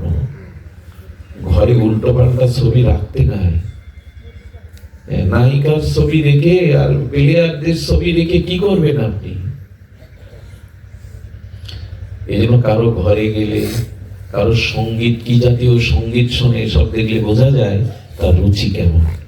আসুন আমরা ঘরটাকে অন্তত সুন্দর করার চেষ্টা করি, মাঝে মাঝে একটু পাঠ দিন, 2-4 জন বৈষ্ণব সেবা দিন, এরকম। এখন আবার একটা ধুয়ো তুলি, বৈষ্ণব কোথায় পাবো? এই সন্দেহ নিয়ে বিচার করতে গেলে আর বৈষ্ণব পেতে হবে না। আপনার একটু বিশ্বাস তো রাখুন, বিশ্বাস রাখুন, বিশ্বাস রাখুন সাধুগুরু বৈষ্ণবের। একটু ভক্ত চরিত্র বলেই, যেহেতু বেশি সময় বলতে হবে নাকি, আদায় করে দিচ্ছি না, আমার বলবার অবসর নেই, কিন্তু আমাদের সবিতা বলেছিলেন যে দাদা একটু সময় নেবেন, তো আমরা একটা ভক্ত চরিত্র বলি। ভক্ত চরিত্র কেন শুনতে হয় জানেন? ভক্ত চরিত্রে ভক্তি হয়, ভক্ত চরিত্রে এগিয়ে যাওয়ার প্রেরণা পাওয়া যায়, এমনি করেই এগোতে হয়, এমনি করেই চলতে হয়। তো এই জন্য বলছেন, ভক্তে ভক্তি বিনা কৃষ্ণ ভক্ত মধ্য নহে। ভক্তের মধ্যে এবং ভক্তির মধ্যে যদি না থাকো, ভগবান বলছেন তিনি ভক্ত নন। তো সাধু সঙ্গে গেলে কি হয় দেখুন, সাধু সঙ্গে গেলে ভক্তি সঞ্চারিত হয়। কেন? তখন আপনার জীবনের বস্তু ধর্ম বদলে যায়। কি ধর্ম বদলে যায়? বস্তু ধর্ম বদলে যায়। এখানে একটি শ্লোক আসছে, অশ্চ বিষ্ণু শিলাদি গুরুস্ব নরমতি বৈষ্ণব জাতি বুদ্ধি বিষ্ণব বৈষ্ণবানাং পরিমল মথনে পাদ তীর্থত্ব অম্বুবুদ্ধি শ্রীকৃষ্ণ নামনি মন্ত্রে সকল কলুষে শব্দ সামান্য বুদ্ধি বিষ্ণু সর্বেশ্বরে তত্ত্বরিত ধীরজ্য জান আরো কিসা। যখন আপনি সাধু সঙ্গ করবেন, ভাগবত শ্রবণ করবেন, তখন কি হবে জানেন? আপনার সামনে ওই বস্তুগুলো ভক্তিতে রূপান্তরিত হবে। কেমন রূপান্তরিত হবে জানেন? কি বলছে দেখুন, তখন বিগ্রহকে, অর্থাৎ ভগবানের পট বা ভগবানের বিগ্রহকে শিলাবুদ্ধি মনে যেই সাধু সঙ্গ করবেন, হরিনাম হরি সংকীর্তনে যোগ দেবেন, সেই কোন বিগ্রহ দেখলে মনে হবে না এটা কাঠের না এটা পাথরের, মনে হবে ইনি সাক্ষাৎ ভগবান। অর্থাৎ মূর্তিতে প্রতিমাতে তখন কি বুদ্ধি আসবে? ভগবত বুদ্ধি আসবে। পরিবর্তন হয়ে গেল। লাল চশমা চোখে দিয়ে তাকালে কি দেখবেন? চারিদিকে। আর যখন সাধু সঙ্গ করবেন, ভাগবত শুনবেন, তখন গুরুকে মনুষ্য বুদ্ধি আর যে রক্ত মাংসের একটা মানুষ বসে আছে মনে হবে না। তখন বৈষ্ণবকে গুরুকে মনে হবে মনুষ্য না, এরা মনুষ্য শরীরধারী কিন্তু এরা মানুষ না। গুরুকে মনুষ্য জ্ঞান করলে, ভক্তকে সাধারণ জ্ঞান করলে অপরাধ হয়, ভক্তি আসে না। এগুলো ভক্তির বাধা। এ বদলে গেল, বস্তু বদলে গেল। আপনি কয়লাটা আগুনে দিলেন, দিলে আর আগুনের তদাত্ম হয়ে কয়লার মধ্যে আর আগুন কালো দেখতে পাচ্ছেন না। কি দেখবেন? লাল টকটকে কাঁচা, মানে সোনা গলালে যে রং হয়, কয়লা আগুনে দিলে কি হয়? কয়লার মধ্যে আগুন প্রবেশ করলে আর কালো দেখা যায়? তো বদলে গেল। কালো কোথায় গেল বলো? তা জানি না, আগুনের কাছে জিজ্ঞাসা করবে। কয়লার কালো আপনি সাবান দিয়ে পরিষ্কার করতে পারবেন? গঙ্গা জল দিয়ে ধুয়ে পরিষ্কার করতে পারবেন? কিন্তু ওকে আগুনে তদাত্ম করুন, আগুন যেই ঢুকলো আর কালো নেই। সোনা গলালে যে কাঞ্চন রং হয়, বলো আগুন জানে ওটা ওর মধ্যে গেলে কালোকেও সোনা করে দিতে পারে। ঠিক তেমনি যখন সাধু সঙ্গে এলেন, যখন ভাগবত শ্রবণ কীর্তন করলেন, আপনার ভিতরে শ্রদ্ধা এলো, তখন বস্তু ধর্ম বদলে গেল। গুরুকে বৈষ্ণবকে তখন আর মনুষ্য জ্ঞান না, এরা ভগবানের প্রিয় ভক্ত। এই বুদ্ধি এলো। আর এইভাবেই তো আপনার সংস্কার হবে, এইভাবেই তো ভক্তি হবে। আর কি হবে? বৈষ্ণবকে ভক্তকে তখন আর জাতি বিচার করার, এ কোন জাতি, এই বিচার। একটা জিনিস বলি, ভক্তকে কখনো জাতি বিচার করবেন না। এ কোন কুলে জন্মেছে, কোন জাতিতে, বিচার করবেন না। যাদের একটু শুদ্ধ গুরুদেব পরম্পরায় এসেছে, একটু ভজনে এসেছে, খবরদার কোন ভক্তকে বৈষ্ণবকে জাতি বুদ্ধি বিচার করলে আপনি শেষ। চণ্ডাল যদি ভক্তি পরায়ণ হয়, তিনি দ্বিজ থেকে শ্রেষ্ঠ, দ্বিজ থেকেও শ্রেষ্ঠ। এই জন্য তখন কি হবে?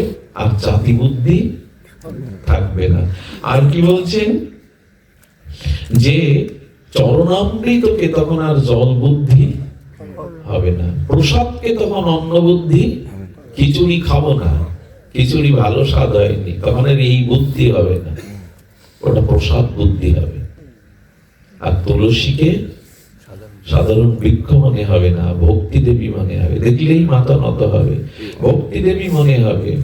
হ্যাঁ, আর কি বলছেন? যে না, গঙ্গাকে সাধারণ মনে হবে না, বৃন্দাবনকে পৃথিবীর কোন ভূমি, নবদ্বীপকে পৃথিবীর কোন ভূমি এমন মনে হবে না। আর তখন এই হরি কথাকে আর হরি নামকে শব্দ মনে হবে না, সাক্ষাৎ ভগবান মনে হবে। হরি কথা এবং হরি নাম আমরা অনেকেই শব্দ মনে করছি, আর শব্দই তো বলছি, ওটা শব্দ না। যেই নাম সেই কৃষ্ণ। নাম চিন্তামণি কৃষ্ণ চৈতন্য রস বিগ্রহ, পূর্ণ শুদ্ধ নিত্য মুক্ত অভিন্ন আত্মা নবীন। নাম আর নামই এক, হরি কথার হরি এক। তখন এটাকে শব্দ মনে হবে না, আমার কর্ণ দিয়ে এখন হরি প্রবেশ করছে, হরি কথাই হরি প্রবেশ করছে। এই জন্য তখন আর এগুলো শব্দ বুদ্ধি হবে না। আমাদের দেশের অনেকের অবস্থা কি জানেন? ছেলের পরীক্ষা, পাশে কীর্তন হচ্ছে, খোল কর্তাল বাজিয়ে নাম করছে, গিয়ে কি বলে জানেন গার্জেনরা? ছেলে মেয়ের পরীক্ষা, হ্যাঁ এত জোরে জোরে খোল বাজাচ্ছ কেন? হ্যাঁ এত শব্দ করছো কেন? হ্যাঁ,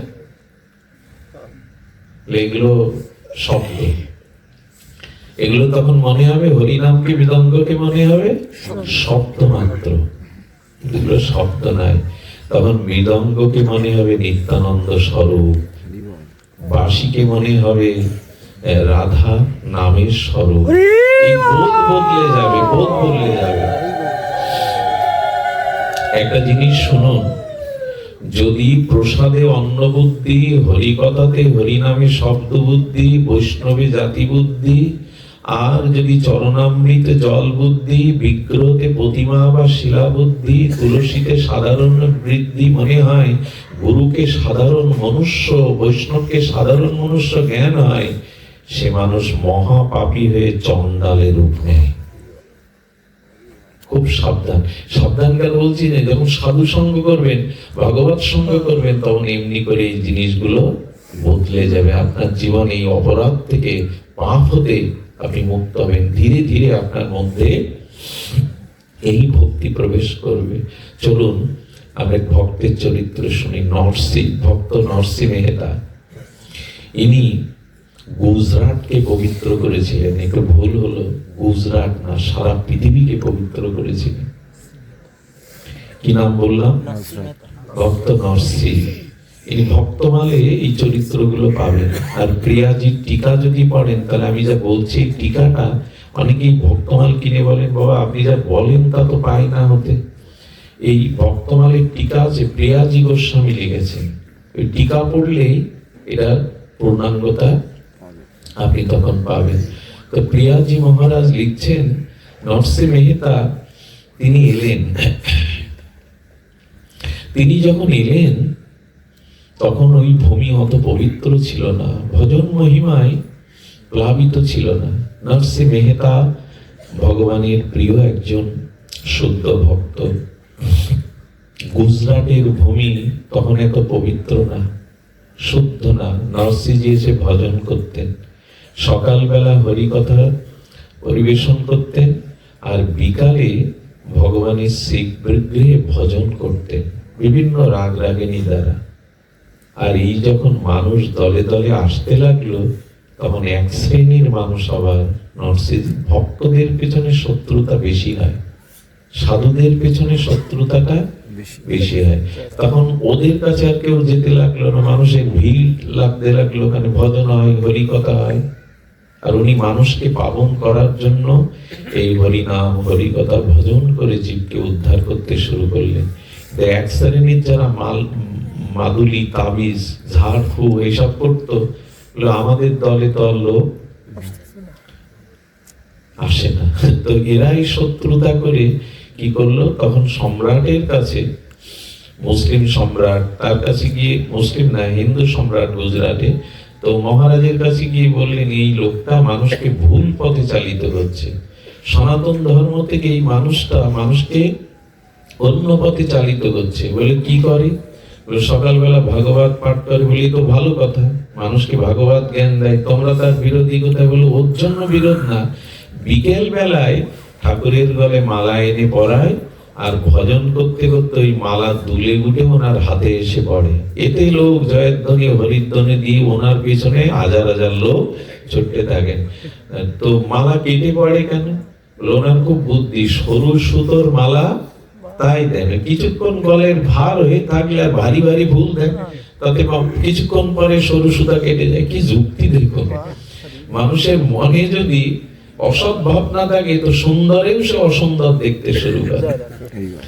বলেন এইভাবে মানুষকে বোকা বানাচ্ছে যে উনার ভজনে ভগবানের গলার মালা ঝরে পড়ে। সম্রাট বললেন, বলছে যখন তো একটু পরীক্ষা করতে হয়, যদি এমন হয় আমি তাকে মৃত্যুদণ্ডই দেব, কারণ ধর্মের দ্বারা মানুষকে ফাঁসানো, ভুল পথে নিয়ে যেন আমার রাজ্যে চলবে না। তিনিও তো ভক্ত না। তিনি পরীক্ষার জন্য সোর্স পাঠিয়ে দেখলেন যে সকালে পাঠ হয়, ঠিক আছে, বিকালে উনি এই মন্দিরে এসে আর নরসিংহজি ভজন করেন, মালা করে পড়ে। সেদিন রাজা বলল কি, মহারাজ বলল কি, আমার ঘর থেকে রেশমির কঠিন সুতো দিয়ে মালা গাঁথো। রেশমি কাটে সহজে, রেশমির সুতো দিয়ে কঠিন ভাবে মালা গাঁথো। মালা গেঁথে যখন উনি মালা পরাতে যাবেন, নরসিংহজি বললেন, দেখুন আপনি এইভাবে প্রতিদিন ভজন করতে গিয়ে দুলে দুলে মালা আপনার কাছে পড়ে, তাতে ভক্তগণ জয়ধ্বনি দিয়ে ওঠে, আপনার পিছনে ছুটছে অন্ধবিশ্বাসে। আমি আজ সুন্দর মালা গেঁথে এনেছি, চন্দন দিয়ে গলায় পরান এবং রাগিনীর দ্বারা ওই মালা খুলে পড়ুক, তবে বিশ্বাস করবো আপনি ভক্ত। কত পরীক্ষা দিতে হয় ভক্তকে। নরসিংহ মেহতা মালা দিয়েছে, 10 মিনিট মতো ভজন করতে গিয়ে মালা পরে, বলে করো ভজন করো। উনি ভজন করছেন, কিন্তু মালা দোলা তো পরে মরুক, কাটা তো পরে মরুক, আজকে দুলছিল না। যখন সন্ধ্যা নেমে আসছে, বলে এতদিন মানুষকে বোকা পেয়েছেন না, হ্যাঁ, চালাকি করে সরু সুতার মালায় ভারী ফুল গাঁথেন, কিছুক্ষণ পর দুলে পড়ে, খুব চালাকি পেয়েছেন। আমি আগামী সকালেই ঘোষণা দিচ্ছি, এই ধর্ম ধোকার কারণে আপনাকে আমি নিজে মৃত্যুদণ্ড দান করব।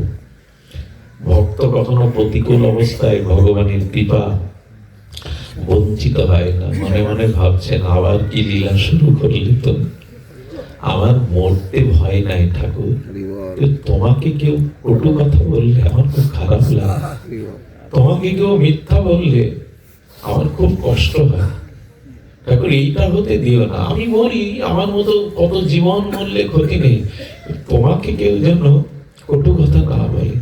যে চোখের জলে বলা শুরু করেছেন, ঘটনাটা কি হয়েছে জানেন? ঘটনাটা হয়েছে, এই নরসিংহ মেহতার এত অভাব, এর আগের দিন ওনার দুয়ারে একজন বৈষ্ণব এসেছিলেন, কিন্তু ঘরে কিছু ছিল না। আর এই এক দোষ, ভগবান ভজন করলে শুদ্ধ ভক্তদের ভগবান এত পরীক্ষায় কেন জানি না, খুব পরীক্ষায় রাখেন। তো ঘরে কিছু নাই, উনি কি করবেন? কোথাও কিছু না পেয়ে উনি বন্ধকের ব্যাপার করেন, অনেকে সুদ বা বন্ধকের ব্যাপার করে। কাউকে না পেয়ে উনি গুজরাটের সেই মহাজনের কাছে গিয়ে বললেন, আমাকে কিছু ধার দিন। বলে, আমি তো বিনা সুদে বা বিনা কারণে কাউকে কিছু দেই না। তোমার ঘরে, বলে আমার ঘরে থাকলে কি নিতে আসতাম? তো দেখুন, আমার ঘরে অর্থবিত্ত বন্ধকের মতো কিছু থাকলে তো আমি তাই বেশি সাধু সেবা করতাম। কিছু নেই বলে তো এসছি, ঘটি কম্বল নাই আমার, কুটির বেঁধে ভজন করে। তখন বলে, একটা জিনিস আছে, আমি শুনেছি আপনি সন্ধ্যায় মন্দিরে কেদার রাগে ভগবানকে সঙ্গীত শোনান, আর সেই সঙ্গীতে ভগবানের মালা কেটে পড়ে। তো ওই সঙ্গীতটাই, ওই রাগটাই বন্ধক রেখে যান আমার কাছে। এই রাগ যতদিন আপনি আমার এই উপচার ফেরত না দিতে পারবেন, ততদিন ওই রাগ আপনি গাইতে পারবেন। ওই রাগ বন্ধক দিয়ে সাধু সেবার উপচার এনেছে, সাধুকে সেবা করিয়েছে। এই জন্য আজ মালা কাটছে না, কেন জানেন? আজ মালা কাটছে না এই জন্য সে কেদার রাগ আজ গাইছে না, বন্ধক দিয়ে এসছেন। সাধুর বাক্য সত্য তো, বন্ধক দিয়ে এসছেন মহাজনের কাছে। যখনই 10 মিনিট সময় দিয়েছে, আবার ভজন করো, মালা কেটে না পড়লে তোমাকে মৃত্যুদণ্ডে যেতে হবে, তখন বলছে, আর কত পরীক্ষা নেবে তুমি? যেই বলেছে না, গোবিন্দের চোখে জল এসে গেছে। গোবিন্দ কি করেছে জানেন? ওই 10 মিনিটের মধ্যে ওই শেডের গিয়ে এসে দরজায় নক করেছে। দরজায় নক করে একটা মুক্তার থলে চেলে দিয়েছে শেডের কাছে, এই না। ওনার শেডের স্ত্রী নরসিংহজির পাঠে যেতেন, বলে পাঠে ভগবানের অঙ্গগন্ধ চরণের গন্ধের কথা বলেন। কে ইনি? ইনি আসার সাথে সাথে আমার মন এমন করছে কেন? ওনার চরণের গন্ধে ভরে গেছে কেন? ওনার স্ত্রী পাঠে যেতেন তো, আর মনে মনে বলতো, যদি কখনো ভগবান একটা লীলার মধ্যে 5-7টা কাজ করে নেন, একই লীলার মধ্যে 5-7টা কাজ করেন। ওনাকে দর্শন দিলেন, আর ওই হীরা পেয়ে বললেন, কেদার রাগের বন্ধকটা ছাড়িয়ে দাও তাড়াতাড়ি। কে আপনি? আমার পরিচয় পরে শুনবেন। এই দেখো, তোমার হাজার হাজার গুণ বেশি আমি দিয়েছি, তাড়াতাড়ি ওর বন্ধকটা ছাড়িয়ে দাও। ওই 10 মিনিটের মধ্যে ওই বন্ধক ছাড়িয়ে নেওয়ার সাথে সাথে ওনার কণ্ঠে কেদার রাগ এসে গেল, ওনার কণ্ঠে কেদার রাগ এসে গেল। কেদার রাগ যে এলো, আপনাদের কি বলবো, 500 বছর আগের এই পৃথিবীর ঘটনা। ওই কেদার রাগে সেদিন মালা দুলে আর খুলে পড়লো না। ওই দিন বিগ্রহ গলে থেকে মালা খুলে নিজে হেঁটে এসে গলে পরিয়ে দিল, গলে পরিয়ে দিল। যারা ওখানে ছিল তারা এই দৃশ্য দেখে সকলেই ভগবত দর্শনে ভক্তি পেয়ে নরসিংহজির চরণে পড়ল। সম্রাট দেখতে পায়নি, কিন্তু এই দৃশ্য শুনে আর মালা এমনি করে তার গলায় দেখে চরণে পড়ে বললেন, ক্ষমা করুন, এই মূর্খদের কথায় আমি আপনাকে সন্দেহ করেছিলাম। এগুলো ভক্ত চরিত্র। ভগবান এই ভক্তিতেই বশীভূত হয়ে যান। কি না করতে পারেন তিনি ভক্তের জন্য। শুদ্ধ ভক্তির দ্বারা ভগবান এমনি করে বশীভূত হয়ে যান। আমি আপনাদের একটা কথা বলে বিশ্রাম করি। কথাটি হলো, এই জগতে এখন সবকিছুই দূষণ হয়ে গেছে, সবকিছুর মধ্যে সত্যতা হারিয়ে গেছে। এই জগতে দুটি জিনিসকে ঋষিরা অমৃত বলতো, মধুকে আর ঘৃতকে। কিন্তু এই দুটি জিনিসই এখন উৎকৃষ্ট, খুব বেশি পাওয়া যায় না। কিন্তু কলিযুগে দুটি অমৃত হারিয়ে যায়নি। দুটি অমৃত আছে, যা পান করলে অমরত্ব পাবেন, প্রেম ভক্তি লাভ করে জীবনকে ধন্য করতে পারবেন। এই দুটি অমৃত এখনো ভেজাল হয়নি, হবেও না। এই কলিতে তারা ফিরে যায়নি গোলক নিত্য বৃন্দাবনে, এখনো জগতে আছে। এই দুটো অমৃত হলো, এক হরি কথামৃত আর এক হরি কথামৃত। এই দুটো অমৃত এখনো জগতে ভগবানে রেখেছেন আমাদেরকে অমৃত দান করে ধন্য করার জন্য, আমাদের অমৃত পান করে প্রেম ভক্তি দানে ধন্য করার জন্য। নামামৃত আর ভক্তির অমৃত জগতে এখনো রেখেছেন। এই দুটি পান করুন, এই অমৃত বিনা তর্কে পান করুন। এই নামামৃত কথামৃত পান করতে করতেই আমাদের জীবন অমৃতময় হয়ে যাবে, আমাদের জীবনে ভক্তিতেই ভরে উঠবে। সুধীবৃন্দ, এই অমৃত করো পান। আন কথা কুতর্কে যেও না, কুতর্ক গর্তে পড়তে যেও না। সরলতা বিশ্বাস থেকে এই পান করো। সবশেষে বলি, জীবন গঠন আর শান্তির একমাত্র পথ ভগবানের চরণে 19টা চিহ্ন আছে। রাধারানী এবং ভগবানের চরণে 19টা চিহ্ন, মহাপ্রভুর চরণে তো আরো বেশি। তো গোবিন্দের চরণে স্বস্তিক চিহ্ন আসে। স্বস্তিক জানেন তো, পুরোহিতরা এসে কোনো মঙ্গল কাজে স্বস্তিক চিহ্ন কেন জানেন? যদি মঙ্গল আর স্বস্তি পেতে চাও, শান্তি পেতে চাও, তো ভগবানের চরণকে আশ্রয় করো, ভগবানের চরণকে আশ্রয় করো। ওইখানে স্বস্তিক চিহ্ন আছে। আর দেখবেন অমৃত কলসের চিহ্ন আছে। রাধারানীর চরণে কি আছে? অমৃত। ওই কলসে আসে কি? বলে ওই কলসে আছে প্রেম ভক্তির অমৃত রস। ওই চরণ আশ্রয় করলে, সাধুর সঙ্গে এলে, ওই কথামৃত অমৃত রস মানে তোমার জীবন হবে ভক্তির রস, ওটা প্রেমের রস। আসুন আমরা সেটা পান করি। যে বাড়িতে আজ অনুষ্ঠান হচ্ছে, এদের একটা ত্যাগ দেখে আমি সারা জীবন ওদের কাছে ঋণী হয়ে গেলাম। আজকের এই পাঠটা ছিল, ওরা প্রতি বছর একটা গাভী মা দুধ বিক্রি করে রেখে দেয়, গাভীর দুধটা বিক্রি করে ওই টাকাটা রেখে দেয়। কেন কি? এটা খুব সাত্বিক। ওই দিয়ে আপনাদের পায়ের ধুলো আহ্বান করে, ভক্তির আহ্বান করে সরস্বতী পূজার দিন। কিন্তু আমাকে আগামীকাল একটু ইন্ডিয়ায় যেতে হচ্ছে বিশেষ কারণে। দাদাজির অনুষ্ঠানে ফেরার চেষ্টা করব। 16 আনা উনি আমার প্রতি ভালোবাসেন, আশা রাখেন। তারপরেও ওনারা, আমি প্রস্তাব করেছিলাম, বাবা আগামী 19 তারিখে একটু আমাকে কৃপা করুন। ও বাবা মিলে, 2 ভাই মিলে, আমাদের সুবিধা মিলে বোধাটায় আমাদের প্রতিষ্ঠানেও গিয়েছিল। কিন্তু আশ্চর্য দেখলাম, বৈষ্ণবদের প্রতি ওদের শ্রদ্ধা, এই প্রস্তাবটা অনেকেই মেনে নেয় না। যেদিন অনুষ্ঠান ওই দিনই করতে হবে। কিন্তু ওদের আনুগত্য, ওদের শ্রদ্ধা থেকে আমি বিমোহিত হয়েছি। ওরা এই দিন মেনে নিয়ে আজ আপনাদের চরণ ধুলি। এখানে আমার কি মনে হয় জানেন? আমাদের ইচ্ছাতে কিছু হয় না, ভগবানের ইচ্ছাতে। চেয়েছিলেন, প্রভু চেয়েছিলেন আজকের এই দিনটাতে। তো আজ ওদের জন্য একটু মঙ্গলময় প্রার্থনা করবেন। ওরা বড় সাধু প্রেমিক, ভগবত প্রেমিক, এবং আমিও তাদের কাছে এই ব্যাসাসনে এইটুকুই কথা রাখতে চেষ্টা করব। যদি বেঁচে থাকি, যদি সুস্থ থাকি, আগামীতে ওই পূর্ব বছরের ন্যায় যে তিথিতেই অনুষ্ঠান হয়, আমরা সেই আসার চেষ্টা করব। এখন এই যজ্ঞে পূর্ণ আহুতি দিচ্ছেন যিনি দীর্ঘ সময় অসুস্থ শরীরে আমাদেরকে কৃপা করবার জন্য, দর্শক দানের জন্য উনি এখানে অবস্থান করছেন। আচ্ছা, উনি অনুমতি দিয়েছেন, আমি ওনার জন্যই, ওনার আশীর্বাদ আমাদের সবার উপর বর্ষিত হোক। আপনারা সকলে ভগবান মুখী হন। অনেক দূর দূরান্ত থেকে এসেছেন, আপনাদের মনে কৃষ্ণ কথা শুনিয়ে শীতল করার মতো দক্ষতা যোগ্যতা নাই। এই জন্য ক্ষমা চেয়ে আপনাদের মঙ্গল কামনা করে এখানেই পাঠ বিশ্রাম রাখছি। প্রসাদ পাবেন, সবাই মঙ্গল কামনা করে তবে এই গৃহ থেকে প্রসাদ